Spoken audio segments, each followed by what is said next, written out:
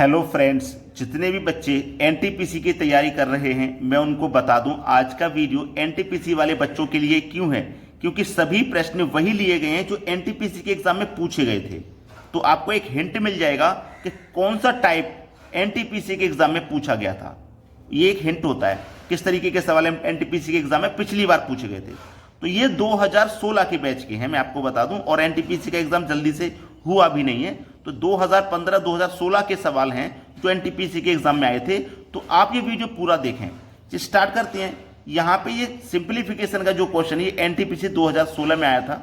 तो यहाँ पे इसका आंसर क्या रहेगा, इसके ऊपर वैसे तो मैंने अलग से वीडियो बनाए हुए हैं पूरे टॉपिक के साथ में। तो अगर आपको कोई भी वीडियो देखना हो तो आप प्लेलिस्ट में जाकर के देख सकते हैं। पूरे टॉपिक के ऊपर वीडियो बने हुए हैं जिससे कि आपकी एग्जाम की तैयारी अच्छे से हो पाएगी कम समय में।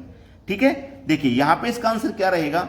रूट में 12 प्लस रूट में 12 प्लस रूट में 12, 12 चल रहा है।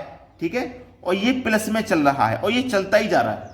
ये आगे डॉट डॉट का निशान दिखाता है कि ये चलता ही जा रहा है, ये रुक नहीं रहा, अनंत तक चलता जाएगा। तो आपको इसमें करना क्या रहता है, ध्यान दीजिए। ये जो 12 संख्या चल रही है ना, इस 12 को लिख लो। इस 12 के आपको करने हैं फैक्टर। तो 12 के फैक्टर देखिए क्या बनेंगे। 12 के फैक्टर बनेंगे 6 गुने 2, और 12 के एक और फैक्टर बनेंगे 12 एकम 12। 12 के एक और फैक्टर बनेंगे 3 गुने 4, है ना, 3 चौके 12। ये 12 के फैक्टर हैं। अब 12 के फैक्टर तो हमने बना लिए, लेकिन हमें कौन सा फैक्टर लेना है ये याद रखना। हमें लेना है सह अभाज्य फैक्टर। सह अभाज्य इधर लिख देता हूं। सह अभाज्य, सह अभाज्य का मतलब है कि जिन संख्याओं के बीच का अंतर 1 हो, जैसे 3 और 4 के बीच का अंतर 1 है, ये मेरा सही फैक्टर है। ये मेरे फैक्टर सही नहीं है, ये सह अभाज्य फैक्टर नहीं है।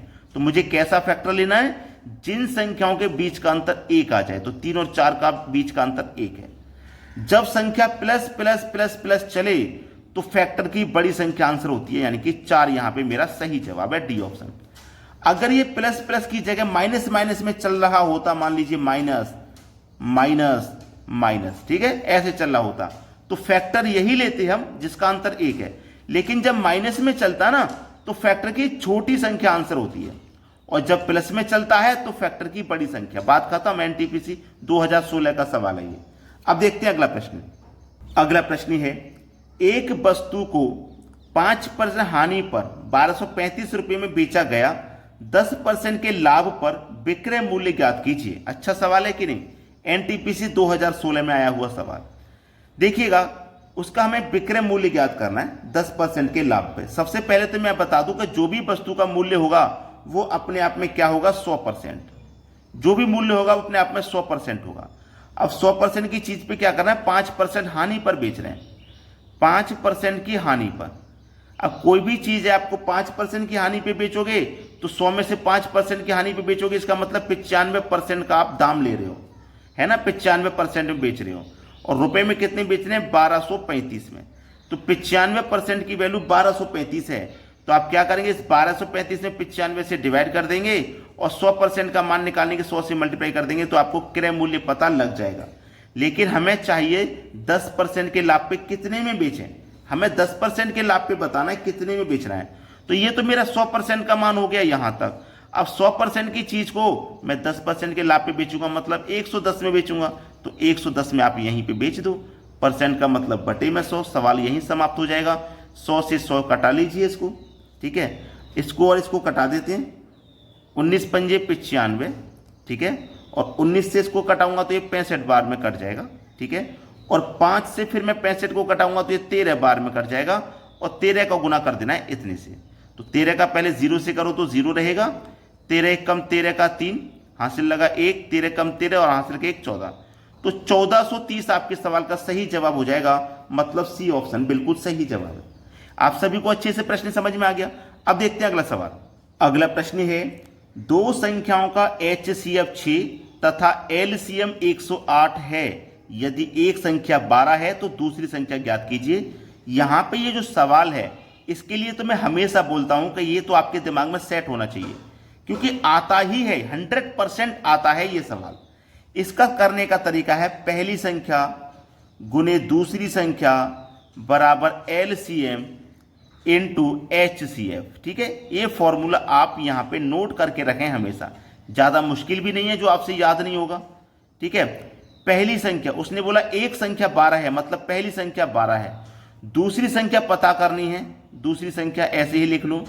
एलसीएम दिया गया है 108, एलसीएम 108 लिख लो, और HCF दिया गया है 6, तो 6 लिख लो। अब बस कटा लेना है, तो 6 से 12 कट जाएगा आपका 2 बार में, और 2 से कट जाएगा 108, 2 पंजे 10, 2 चौको 8, 54 बार में। तो दूसरी संख्या आपकी क्या निकल के आ गई? 54 निकल के आ गई। ज़्यादा मुश्किल तो नहीं था सवाल, लेकिन 100% आता है ये। इस सवाल का आंसर 54 है, बी ऑप्शन सही जवाब है। 100% आता है ये सवाल, तो आप तो बस अपने दिमाग में इसका फोटो खींच लीजिए, कभी भूलना नहीं है। चलिए अब देखते हैं अगला सवाल। अगला प्रश्न है, तीन संख्याएं 1, 3, 5 के अनुपात में हैं तथा उनका योग 10,800 है, तो तीनों में से सबसे बड़ी संख्या ज्ञात कीजिए। तीन संख्याओं का अनुपात है, देखो पहली संख्या, दूसरी संख्या और ये तीसरी संख्या। तीनों का अनुपात क्या है? 1, 3, ये 5, ये तीनों संख्याओं का अनुपात है। और आपके पास योग दिया गया है 10,800। याद रखना, कभी भी प्रश्न में योग दिया जाए तो आप अनुपातों का योग करेंगे, अंतर दिया जाए तो अनुपातों का अंतर, एलसीएम दिया जाए तो अनुपातों का एलसीएम, जो भी दिया जाएगा अनुपात का वही वैल्यू आप निकालोगे। अब जब यहाँ पे योग है तो अनुपात का योग कर दो, 5 और 3 8 और 1 9, तो इस योग में अनुपात के योग से आप डिवाइड कर दोगे। क्लियर है ना इतनी बात? चलिए 9 से मैं इसको कटाऊंगा, तो 9 से कटेगा 9 दाम में 90, और 9 दूने का 18, 12 बार में कट जाएगा। ठीक है, 108 12 बार में कटेगा 9 से, और 2 जीरो ये आ जाएंगे, मतलब 1200 टाइम में ये कट गया। अब पूछा क्या गया है, तीनों में से सबसे बड़ी संख्या, तो जो अनुपात में सबसे बड़ा होगा वही संख्या बड़ी होगी। अनुपात में सबसे बड़ा कौन है? तीसरी वाली संख्या, तो ये तीसरी संख्या सबसे बड़ी होगी। ठीक है, तो 12 पंजे 60, 60 आ गया, और 2 जीरो ये आ जाएंगे, मतलब 6000। सबसे बड़ी संख्या ज्ञात करनी है जो कि 6000 है। सी ऑप्शन हो जाएगा सवाल का सही जवाब। अब देखते हैं अगला प्रश्न। अगला प्रश्न है, एक दुकानदार एक वस्तु पर 320 रुपये अंकित करता है। यदि अंकित मूल्य पर 10% की छूट के बाद भी उसे 20% लाभ होता है तो वस्तु का क्रय मूल्य ज्ञात कीजिए। देखिएगा, यहां पे दुकानदार ने क्या काम किया है, कोई भी वस्तु का क्रय मूल्य है उससे कोई मतलब नहीं है, उसने अपनी मर्जी से 320 रुपये उस पर अंकित कर दिए। 320 रुपये अंकित करने के बाद में वो 10% की आपको छूट भी दे रहा है, फिर भी उसे 20% का लाभ हो रहा है, तो आप क्रय मूल्य बता दीजिए क्या है। बहुत अच्छा सवाल है। क्रय मूल्य देखो कैसे निकालेंगे। क्रय मूल्य हमें निकालना है ऐसे सवाल का। कितना अंकित किया गया है? 320 रुपये उसने अंकित कर दिया। वस्तु पे जो लिखा हुआ मूल्य है वो 320 है। अब इस 320 पे उसने बोला है कि हम आपको 10% की छूट दे रहे हैं। तो देखो ये 100% का मान है जो बेच रहा है, उस पर जब 10% की छूट दे रहा है तो आपको वो माल कितने मिलेगा? 90% में मिलेगा कि नहीं? 90% का मतलब बटे में 100%, का मतलब बटे में 100। ठीक है, परसेंट का मतलब हो गया बटे में 100। अब ये तो हो गई आपकी छूट हो गई, लेकिन फिर भी दुकानदार को क्या हो रहा है? 20% का लाभ। दुकानदार को क्या हो रहा है? 20% का लाभ हो रहा है। तो 100 लिखना ऊपर और फायदा लिखना नीचे। भाई 100 में 20 जोड़ के लिखेंगे। देखो अगर छूट होती तो 100 में से मैं उतना ही कम करता, जैसे 10 की छूट है यहाँ, तो 100 में से 10 कम करके लिखे 90 लिखा। आगे एक और छूट होती है तो उसे भी हम कम करके लिखते। लेकिन जब ऐसा सवाल कभी भी रहे, यहाँ तो छूट दे रहा है फिर प्रॉफिट हो रहा है, तो प्रॉफिट को आप नीचे लिखोगे 100 में जोड़ के। समझ में आ गया? सवाल यहीं खत्म हो जाएगा। अब सवाल में कुछ भी नहीं है। देखो सीधा सीधा 100 से 100 ये कैंसिल हो जाएगा। ठीक है, अगर मैं 30 से कटाऊं तो ये 3 बार में, और 30 से ये कटाऊं तो 4 बार में कट जाएगा। अब 4 से इसको कटाऊंगा तो 4 अट्ठे 32 कटेगा, और एक जीरो। 80 का मल्टीप्लाई 3 से कर दो, 8 त्रिक का 24, और एक जीरो, मतलब 240 हो जाएगा। क्रय मूल्य कितना? 240। पहला ऑप्शन सवाल का सही जवाब है। सभी को समझ में आ गया है सवाल? एनटीपीसी 2016 के बैच का है, और यह सवाल हो सकता था आपको परेशान भी करता था, लेकिन अब नहीं करेगा। अब देखते हैं अगला सवाल। अगला प्रश्न है, एक फल विक्रेता के पास कुछ सेब थे, उसने 40% बेच दिए और अभी भी उसके पास 420 सेब हैं, तो प्रारंभ में उसके पास कितने सेब थे? भाई प्रारंभ में जो भी सेब होंगे वो अपने आप में 100% होंगे कि नहीं? अपने आप में 100% होंगे।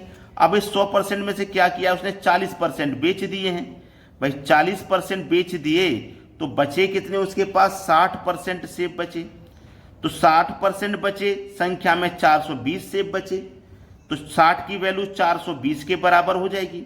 हमें 100% का मान निकालना है। कैसे निकालेंगे? 420 में 60 से डिवाइड कर देंगे और 100% का मान निकालने के लिए 100 से मल्टीप्लाई, क्योंकि प्रारंभ में पूछा ना उसके पास कितने सेब थे। प्रारंभ में तो 100% होंगे, तो 100% का मान निकालना है तो 100 से गुना कर दो। 0 से गया 0, 6 सत्ते 42 और 7 का 100 में मल्टीप्लाई कर दो 700। तो प्रारंभ में उसके पास जो सेब थे वो 700 थे। बी ऑप्शन है सवाल का सही जवाब। अब देखेंगे अगला प्रश्न। अगला प्रश्न है 4, 8, 7 क्वेश्चन मार्क का चतुर्थानुपाती क्या होगा। चतुर्थानुपाती मतलब ये चौथी संख्या पूछी है आपसे, ठीक है। इसको करने का सबसे सरल तरीका क्या रहता है, देखिएगा।